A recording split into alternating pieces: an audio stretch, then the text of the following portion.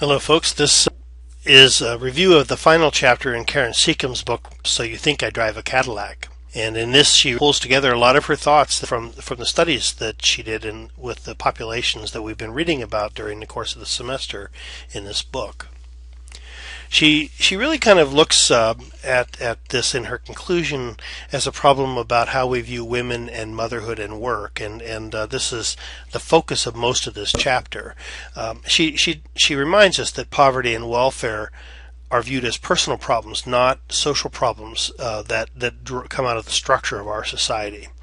And these women are left with a problem of choosing between participating in what she says are devalued mothering roles in our society or working in low-tier jobs.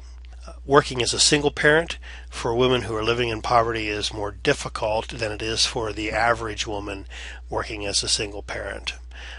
And she also points out that it is sexist to assume that taking care of children rather than working has some sort of evidence of immorality or laziness.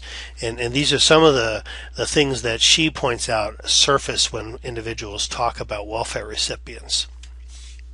As she mentioned, and as I mentioned a few moments ago, poor mothers face a lot of additional burdens as they care for their children.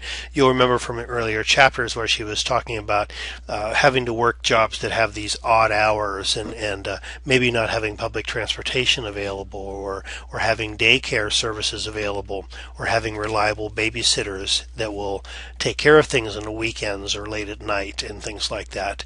Not having transportation of one's for yourself so that you rely upon public transportation and you have to schedule your work around the hours that the buses run, that type of thing.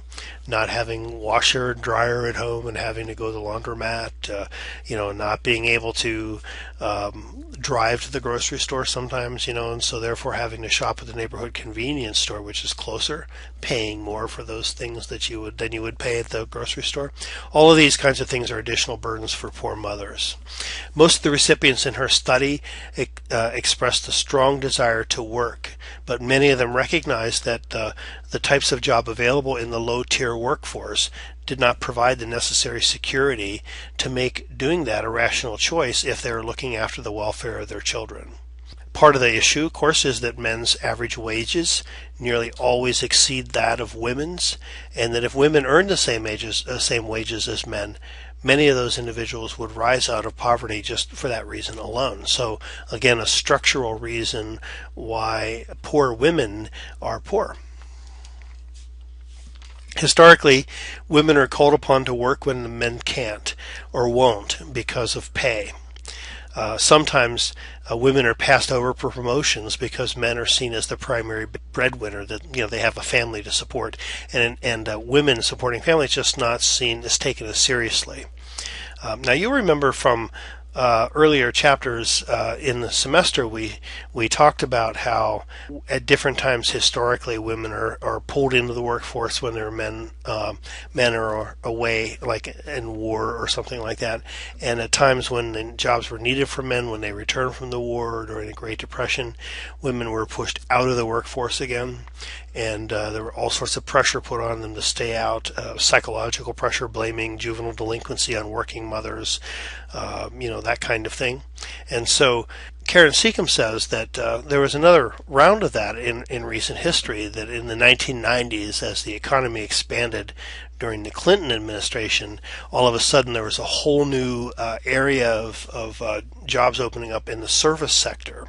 And these are those low-paying jobs that Barbara Ehrenreich writes about in Nickel and Dimed, and that Karen Seccombe has been talking about throughout the semester. Low-paying jobs, mostly without benefits, many part-time at best, very odd hours. And so these jobs open up, but the men don't want jobs. And so, and many middle-class women don't want the jobs either. And so she says, Congress works through the TANF, through the Temporary Assistance for Needy Families programs, to make it such that poor women have to go take those positions. They're required to work, and so these positions in the economy get filled, even though they're kind of crappy positions. Karen Seccombe suggests that really the implementation of TANF was really done to service the economy at the times when we needed somebody filling those jobs. So once again, we're pushing women into work. But now, with the economy having taken the downturn that it has taken, a lot of those jobs just are gone, and those that are there are just not stable enough, and so there really aren't enough jobs anymore for the recipients who need them, as women have come off of public assistance and need to be in the job market, and frankly also just because the unemployment rate is so high. But our expectations remain the same, and we still continue to look down upon women who aren't working and for those who choose to stay at home with their children. Poor women who choose to stay at home with their children, I should say. And really our expectations of women is in a state of flux in this society, and probably has been, for the last 50 years or so, ever since the women's movement had begun. And Seccombe says that it's not clear to women that they can be good mothers and successful workers at the same time, whereas for men, being good fathers and being successful providers are defined as virtually one and the same. As a man, if an individual earns a lot of money, he's a good breadwinner. He's taking care of his family, and he's considered a good father and a good worker. For a woman, if you're a good worker, you're not home taking care of your kids, and so you're not a great mother. If you're a good mother and you stay home with your kids, you're not a good worker, and so you're not contributing to the economy. So you see here, women are really Seccombe points this out. Women are put in this position where they really just can't win. In this kind of situation, they can't do both, like men can almost automatically do. So society expects mothers, in general, to take years off from work to raise the kids, and really women are expected to see child rearing as more worthwhile than any job. But and she points out that the whole conservative theme of family values that has run through the political scene for the last 20, 30 years, this whole underlying theme of family values is the belief that a mother should stay home to raise her children, at least when they're young. But if poor mothers stay home, they are viewed as freeloaders. Mothers are damned if they work and damned if they do not. So welfare, remember the AFTC program during the Social Security Act, during those years of the Social Security Act, welfare was created originally to allow single mothers to stay at home with their children. That was the whole intent of the ADC program, because it was recognized then that caring for children was considered more important than their working outside the home. Of interest, though, you remember the Social Security Act was passed in 1935, which was sort of during the depths of the Great Depression. And what did we need in the job market? We needed jobs for men. And so programs were created by the government to allow mothers to stay home with their children.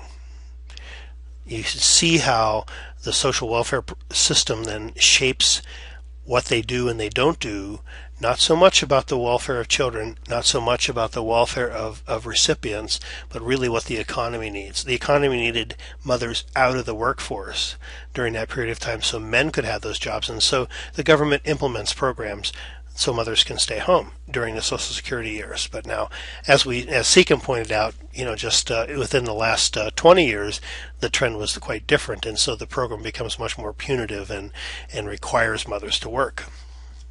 But it puts them in this no-win situation because they're no longer good mothers if they're not taking care of their kids. So moving beyond that philosophy, when you look at welfare reform, has it been a success or not? And when you look at the statistics, the number of people living in poverty, really, while the number of people on public assistance has decreased dramatically since the implementation of welfare reform in 1994, the number of people living in poverty had begun to rise again in the early 2000s among almost all racial, ethnic, and age groups. Nearly 18%, nearly 1 in 5 children live in poverty. 1 out of every 5 child lives in poverty in the United States. 25% of blacks, 22% Latinos. Since 2000, poverty has increased, unemployment is higher, and most individuals leaving TANF are not faring well. They have low average wages. They have very little, if any, health insurance. Most are in temporary jobs, and those jobs offer little, if any, opportunity to advance. None of them really building that human capital and social capital that Seccombe talked about in earlier chapters.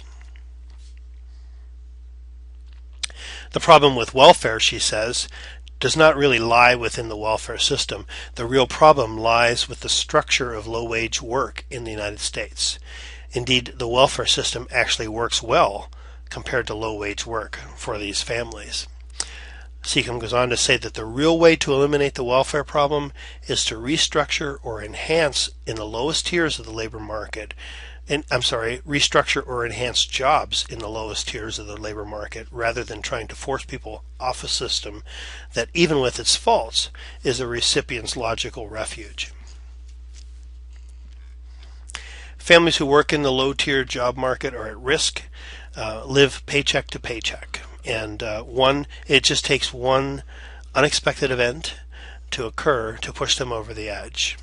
And so how do we resolve this problem? She says, require a living wage, not a minimum wage, but require minimum wages to be living wages.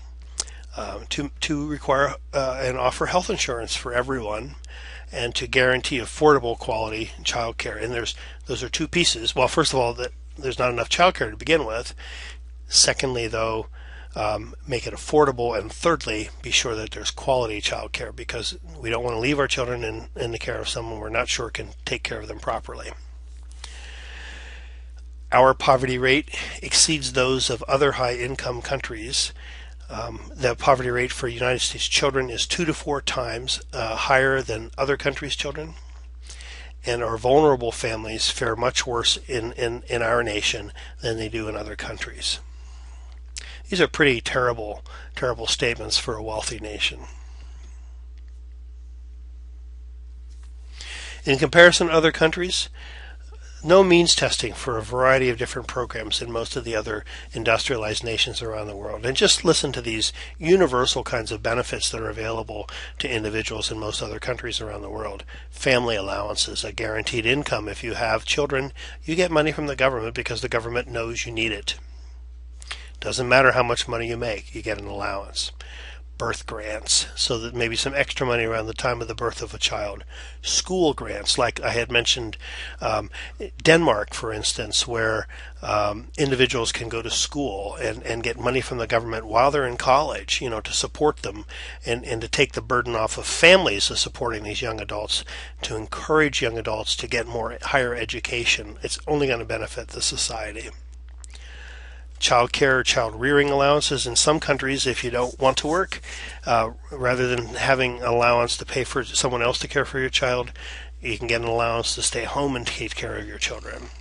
Adoption benefits, single parent supplements, guaranteed minimum child support benefits, allowances for disabled children, allowances for families with adult dependents. These are all things that are available in most of the nations around the world, most of the industrialized nations around the world at least, with no means testing. These are just universally available.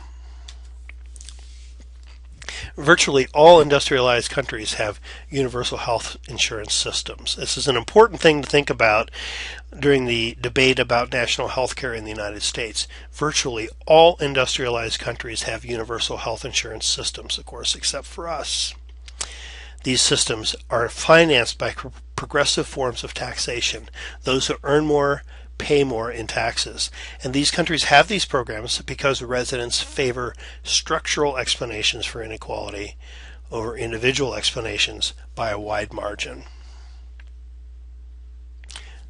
Residents recognize that inequalities exist because of the way the economic system exists in their country, and so they support the government providing programs such as national health insurance that helps to balance out those inequalities. In comparison to other countries, again, Seccombe says, that the demographics in France are very, very similar to the United States, and while France had a higher unemployment rate than us, that's also been improving greatly. But looking at France now, which is much more of a, well, just look at this. And France is one of the countries that Michael Moore visits in his movie Sicko, and it is really very interesting to see the kinds of things that exist in France. Doctors making home visits to tend to ill patients and things like that in the middle of the night and for free. There's a lower poverty rate in France than the United States. Child poverty is at about half of what it is in the United States. There are improved conditions around low-tier work in France, government assistance with childcare and healthcare, free public nursery schools, before and after school programs are available to kids, family allowances, housing assistance, cash payments to pregnant women. All of these things, virtually none of which exists in the United States, except for perhaps a very, very limited population of individuals coming off of TANF, and some of these things are available, and only for a very limited amount of time. But in France, little or no stigma associated with these programs. They're really considered rights of all citizens. So what can we do in our country? We have a set of values that obviously are very different from the values that most of these other countries have, and as a result, we have a system that really is structured away from providing these universal benefits. And Karen Seccombe suggests that really this is just a matter of our national priorities, that we can put our money in different places. The United States would have to spend 59% more than it currently is spending in social programs, or programs for children, to match the levels of the programs offered in France. But we are one of the richest countries in the world. We also have one of the lowest tax rates around the world. Our money that we do draw is being spent on other things. Karen Seccombe suggests that this is sort of her picture for what might really be the real way to go as far as welfare reform is concerned. And the public and private sector could work together to improve the security of work. And again, she's talking about work reform, not welfare reform. Increase the minimum wage to a living wage. Provide health insurance to all families. Develop family-friendly leave policies that would allow for the care of sick or needy children. Subsidize child care to make work affordable, and allow workers to keep a portion of food or housing benefits when they need to at times when times get tough. So these are things that all these other nations seem to do and be able to find a way to do this successfully. We could do this here. It's just a matter of redirecting some of these resources. So meaningful welfare reform is work reform. If you remember, one of the first things that Karen Seccombe told us in her book, was that getting people off of welfare is not the same thing as reducing poverty, not by any stretch of the imagination. We should remember that a decrease in families on welfare does not mean a reduction in the number of families living in poverty. It means a corresponding increase in the number of families at risk in the low-tier workforce. Reducing welfare reliance sounds wonderful, but we should be aware of the consequences of eliminating a valuable safety net without enhancing the structure and pay of the jobs that recipients are likely to hold.